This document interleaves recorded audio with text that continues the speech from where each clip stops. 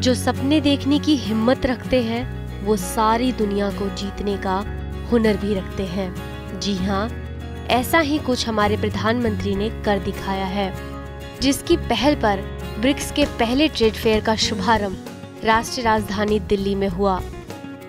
दिल्ली के प्रगति मैदान में BRICS trade fair का आगाज भारतीय संस्कृति के साथ हुआ। ढोल और ताशों के साथ शुरू इस ट्रेड फेयर में 5 देशों ने हिस्सा लिया। 5 देशों की भागीदारी को देखते हुए वाणिज्य एवं उद्योग मंत्रालय यानी कि फिक्की ने प्रगति मैदान के 2/3 हिस्से पर प्रदर्शनी और विभिन्न सत्रों का भी आयोजन किया। इस मेले में 5 देशों की लगभग 400 कंपनियों ने हिस्सा लिया। तकरीबन 450 से 500, 450 से ऊपर अराउंड 500 पार्टिसिपेंट्स, सभी ब्रिक्स कंट्रीज़ के जो बड़ी बड़ी कंपनियां हैं और किसी भी डिफेंस में है, मैन्युफैक्चरिंग में है, ऑटोमोबाइल्स में है, किसी सेक्टर में है, वो यहाँ पर हैं। तो इससे जो ब्रिक्स कंट्रीज़ में इंट्रा ट्रेड है और साउथ साउथ कोऑपरेशन उसको बढ़ावा है। अफ्रीका है, साउथ अफ्रीका एक अफ्रीकन कॉन्टिनेंट है। तो जैसे ब्राज़ील ने ज़ीरो हंगर प्रोजेक्ट, तो ये मेल न्यूट्रिशन की प्रॉब्लम, फूड सिक्योरिटी की प्रॉब्लम, फूड क्राइसिस की प्रॉब्लम हर जगह है। और ख़ास करके ये जो क्लाइमेट चेंज की वजह से कभी बारिश होती है, कभी सूखा पड़ता है, तो कोई कंट्री जो नेट एक्सपोर्टर होता है वो अगले साल, जैसे साउथ अफ्रीका कॉर्न एक्सपोर्ट करता था, अभी 10 मिलियन टन वहाँ कॉर्न जो मक्का है वो इम्पोर्ट किया जा रहा है। इंडिया में आपको पता है दालों की शॉर्टेज है, तो अफ्रीका से हम दालें मंगवाना चाहते हैं। तो इस टाइप के बहुत सारे उदाहरण हैं। ब्रिक्स यानी कि ब्राज़ील, रशिया, इंडिया, चाइना और साउथ अफ्रीका, ये पहला मौका है जब ब्रिक्स का आयोजन इंडिया में हुआ। इससे पहले ब्रिक्स का आयोजन सिर्फ विदेशों में ही होता रहा है। इस पहल का प्रस्ताव भारत के प्रधानमंत्री नरेंद्र मोदी ने पिछले साल रशिया में ब्रिक्स बिजनेस काउंसिल के सदस्यों को संबोधित करते हुए किया था। ब्रिक्स एक सबसे इम्पोर्टेंट न्यू डेवलपमेंट बैंक का गठन है, जिसका उद्देश्य डेवलपिंग एंड इमर्जिंग इकोनॉमी की जरूरतों को पूरा करने के लिए फाइनेंशियल हेल्प करना है। पहली बार ब्रिक्स का आयोजन 16 जून 2009 को रशिया में हुआ था। और ये जो ब्रिक्स समिट यहाँ हो रही है, भारत जिसको होस्ट कर रहा है, इसमें एग्रीकल्चर पे एक स्पेशल एम्फेसिस दिया जा रहा है। और जो यहाँ की रिकमेंडेशन होंगी, वो जो ब्रिक्स हेड्स ऑफ स्टेट 15-16 को गोवा में मिलेंगे, तो हम लोग अपनी रिकमेंडेशन वहाँ भी जाके उनसे मिलने वाले हैं। एग्रीकल्चर, जैसे आपको पता है कि ब्रिक्स कंट्रीज़ में तकरीबन दुनिया की आधी पॉपुलेशन ब्रिक्स मुल्कों में रहती है। Brazil, Russia, India, China, south Africa बहुत बड़े मुल्क हैं। और अगर अफ्रीकन कॉन्टिनेंट को भी इसका पार्ट बनाया जाए तो 50% से ज़्यादा पॉपुलेशन यहाँ रहती है। और बहुत सारे उसमें ज़्यादा लोग जो हैं कृषि पे निर्भर हैं। तो कई इश्यूज़, मुद्दे यहाँ पे डिस्कस किए जा रहे हैं आज। फूड सिक्योरिटी का मुद्दा, खास करके अफ्रीका में मेल न्यूट्रिशन का, फूड क्राइसिस का, कैसे उसको हम कम कर सकते हैं, कैसे ज़्यादा ज़मीन को हम कृषि उत्पादन में ला सकते हैं, खास करके अफ्रीका जैसे कॉन्टिनेंट में जहाँ की बहुत सारी एग्रीकल्चर एरिएबल लैंड अवेलेबल है। और एग्रीकल्चर नॉलेज को कैसे शेयर कर सकते हैं। जैसे ब्राज़ील ने ज़ीरो हंगर प्रोजेक्ट चलाया, वहाँ शुगर केन प्रोडक्शन में ब्राज़ील बहुत आगे है, वो कंट्री राइस में बहुत आगे है, कल्टीवेशन में। तो आपस में ब्रिक्स कंट्रीज़ एक दूसरे के साथ एग्रीकल्चर इंफॉर्मेशन शेयर हो। इस व्यापारिक मेले का मुख्य agenda economic relations, trade and investment relations को बढ़ाना, ग्लोबल, नेशनल, रीजनल मुद्दे और चुनौतियों से निपटने का रहा, जो कि हर विकासशील देश की जरूरत है। ब्रिक्स देशों के नेताओं के साथ ही वित्त, व्यापार, स्वास्थ्य, विज्ञान एवं प्रौद्योगिकी, शिक्षा, कृषि, संचार, श्रम मंत्रियों की बैठकों के जरिए आपसी हित के मुद्दों पर विचार विमर्श किया गया। BRICS trade fair, BRICS business forum और ब्रिक्स बिजनेस काउंसिल के आयोजन से ब्रिक्स देशों को इस दिशा में आगे बढ़ने में मदद मिलेगी। ब्रिक्स व्यापार के अलावा 13 अक्टूबर 2016 को ब्रिक्स बिजनेस फोरम आयोजित किया गया। इस सम्मेलन में सभी ब्रिक्स देशों के 1000 से ज्यादा बिजनेस डेलीगेट्स शामिल थे। भारत के वाइस प्रेसिडेंट मोहम्मद हामिद अंसारी और सभी ब्रिक्स राष्ट्रों के ट्रेड मिनिस्टर ने ब्रिक्स बिजनेस फोरम में इकोनॉमिक रिलेशंस पर अपने विचार साझा किए। न्यू डेवलपमेंट बैंक के अध्यक्ष और वरिष्ठ टीम ने इस फोरम में ब्रिक्स देशों में सस्टेनेबल डेवलपमेंट प्रोजेक्ट्स को बढ़ावा देने के प्रयासों में निजी क्षेत्र के सहयोग के बारे में भी बताया। ब्रिक्स व्यापार मेले से ब्रिक्स देशों को अपनी टेक्नोलॉजीज और इंडस्ट्रियल डेवलपमेंट में भी की गई प्रगति को प्रदर्शित करने का स्टेज मिला है। ब्रिक्स देशों की एस्टैब्लिश्ड कंपनीज के अलावा स्टार्टअप और नई कंपनी को भी अपना हुनर दिखाने का मौका मिला। इसका उद्देश्य स्वास्थ्य देखभाल, शिक्षा, ऊर्जा क्षमता, अपशिष्ट प्रबंधन और शहरीकरण प्रबंधन जैसे क्षेत्रों की चुनौतियों से निपटने में मदद करने का था। We have 3 factories in Hyderabad with a combined capacity of 100 megawatts, and we manufacture our core businesses. We manufacture solar modules right from 3 watts to 320 watts. We are exporting worldwide and we are also distributing in India. हम लोग Ayurvedic product manufacture करते हैं। Near about 75 products हैं हमारे और सब Ayurvedic products हैं। कुछ कॉस्मेटिक्स, हर्बल कॉस्मेटिक्स भी हैं। कोशिश करते हैं हम लोग के प्योर और बेस्ट इफेक्टिव चीज़ दें अपने कस्टमर्स को।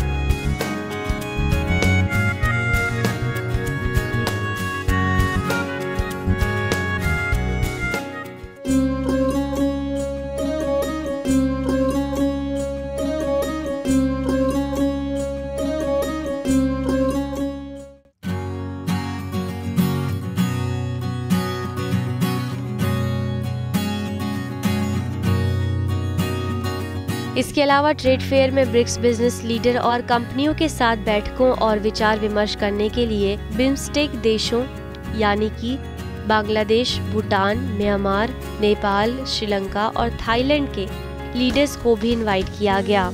ये दक्षिण सहयोग को मजबूत करने में सरकार द्वारा किए जा रहे रीजनल एफर्ट्स का नया पहलू है। इस व्यापार में एरोस्पेस, एग्रीकल्चर प्रोसेसिंग और ऑटो कंपोनेंट्स, स्वास्थ्य देखभाल और फार्मास्यूटिकल, रेलवे, बुनियादी ढांचे, पर्यटन, ज्वेलरी और कौशल विकास सहित कई क्षेत्रों में हुई प्रगतियों को प्रदर्शित किया। साथ ही छोटे और हस्तकला जैसे उद्योगों को भी अपना कौशल दिखाने का मौका मिला, जिसमें औषधि उत्पाद, जैविक उत्पाद, प्राचीन बर्तन, कपड़ों पर होने वाली पारंपरिक कला का स्टॉल भी देखने को मिला। मेरा 5 stall, scarfs, kurti, curtain, door curtain, bed cover, cushion cover, and there is so very famous Baluchari and kantha stitch का साड़ी है। कुछ हम लोग यहाँ पे ब्लैक राइस लाए हैं जो पश्चिम बंगाल का उत्तर दिनाजपुर क्षेत्र के किसानों द्वारा पैदा किया गया, जो कि ऑर्गेनिक ब्लैक राइस है। और तुलाई पांजी वहाँ का पश्चिम बंगाल का बहुत ही एरोमेटिक राइस है। इस तरह के कई तरह के राइस हैं जो बासमती के टक्कर की चावल है। बासमती भी अच्छी चावल है, लेकिन बाकी जो एरोमेटिक राइसेस है जो गांव स्तर तक भी रह गया, उसको अगर हम लोग अंतर्राष्ट्रीय स्तर पर ले आएँ, इन सभी चावलों को, इन सभी राइस को या इन सभी प्रोडक्ट को या वेजिटेबल्स को, जो इंडिया का एक चेहरा बन सकता है आने वाला दिन में, तो हमारा ये संस्था जो है, हमारी एक और कंपनी है Prakriti organic farm fresh private limited, जो कि इंटरनेशनल मार्केट को एक्सपोज कर रही है। ब्रिक्स ट्रेड फेयर में कंपनियों का ज्यादा रुझान कृषि को लेकर रहा। प्रदर्शनी में ऐसी कई कंपनियां थी जो कृषि आधारित थी, जैसे Shyam Shri agro commodity private limited, Purma plast private limited, Suzlon, L componics और भुंगरू। भुंगरू एक कंपनी है जो पानी के संरक्षण के लिए प्लांट लगाती है। इसकी पहुंच देशों और विदेशों तक है और कृषि के लिए ही काम करती है। साथ ही कृषि को बढ़ावा देने के लिए जैविक खेती करने के नए तरीकों को प्रदर्शनी में पेश किया, जिससे हमारे किसान भाइयों को जैविक पद्धति के बारे में पता चल सके।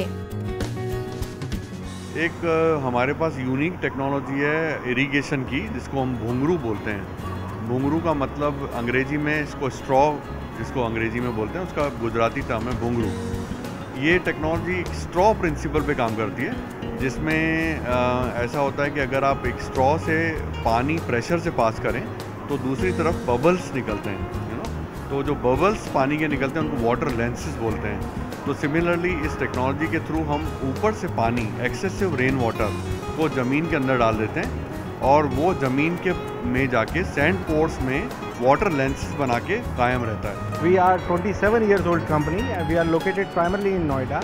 We have 4 manufacturing units in Noida. We have one export oriented unit also in Noida. We have 2 factories in Chennai, 1 factory in Bangalore. So we are basically multi-product company. We are into wire harness, we are into LED lights, we are into solar power, we are into drone, we are into aviation. We are manufacturing a lot of interesting solar products. We recently came up into agriculture products. So we are multi-product.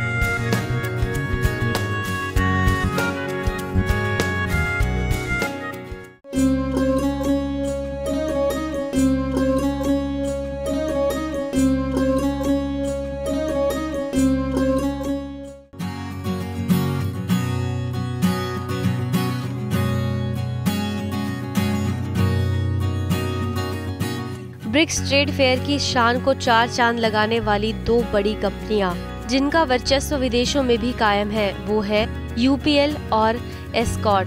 UPL company pesticides, chemicals जैसे उत्पाद बनाती है। साथ ही इस company ने potato treatment के जरिए आलू के संरक्षण और भंडारण क्षमता को बढ़ाना और आलू में किस तरह से शुगर की मात्रा को कम किया जाए पर बल दिया है। एस्कॉट कृषि से जुड़ी मशीनरी और रेलवे से संबंधित चीजें बनाती है। प्रदर्शनी में कई ऐसी छोटी छोटी कंपनीज थी जो पेस्टिसाइड्स, ट्रैक्टर, जीएम सीड्स को लेकर मैदान में उतरी थी। Food is a major, as I said, food security is a major challenge. 2.5 billion people are going to be added.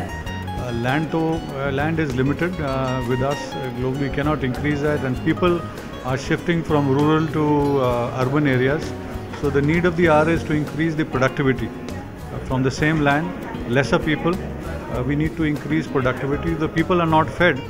All other things of sectors will not be so useful till people are fed and they are able to go in for education, energy, transport. But food is the basic requirement. We are a largest agrochemical company and seed company worldwide.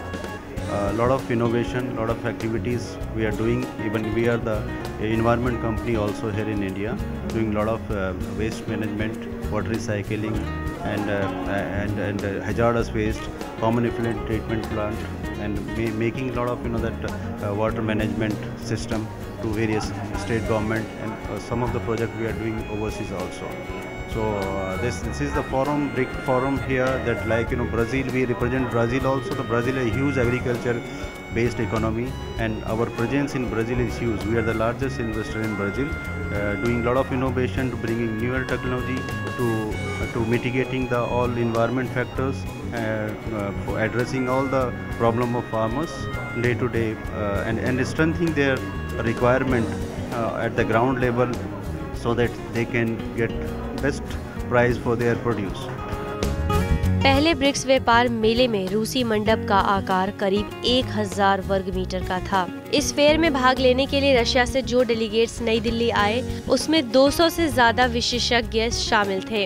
हालांकि BRICS trade fair 12 अक्टूबर से शुरू हो गया था, लेकिन उसका formal inauguration 13 अक्टूबर को हुआ। इस उद्घाटन समारोह में ब्रिक्स के 5 सदस्य देशों के ट्रेड मिनिस्टर्स भी शामिल हुए।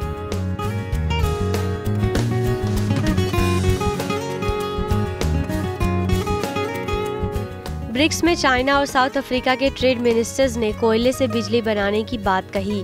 साथ ही ऊर्जा उत्पाद के और कई तरीकों पर भी जोर दिया, जैसे सोलर पैनल। साथ ही भारत को प्राकृतिक संसाधनों का जनक भी बताया और इलेक्ट्रिसिटी प्लांट में भारत से सहयोग की उम्मीद की।